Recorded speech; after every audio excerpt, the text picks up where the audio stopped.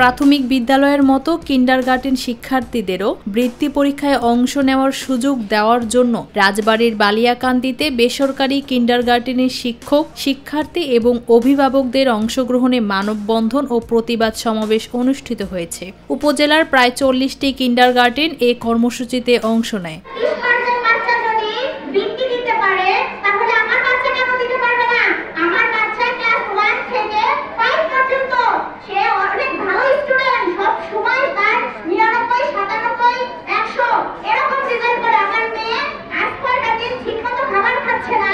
বক্তারা বলেন, 2009 থেকে 2022 সাল পর্যন্ত প্রাথমিক বিদ্যালয়ের মতো কিন্ডারগার্টেন শিক্ষার্থীরাও সমাপনী ও বৃত্তি পরীক্ষায় অংশগ্রহণ করে এসেছে, কিন্তু 2025 সালে তাদের সেই সুযোগ দেওয়া হচ্ছে না, যা বৈষম্যমূলক।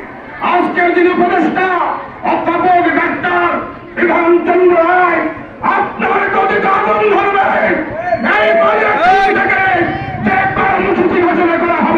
কোমলমতি শিশুদের বঞ্চিত না করে বৃত্তি পরীক্ষায় অংশ নেওয়ার সুযোগ দেওয়ার জন্য দ্রুত সিদ্ধান্ত পাল্টানোর দাবি জানিয়েছেন নেতারা।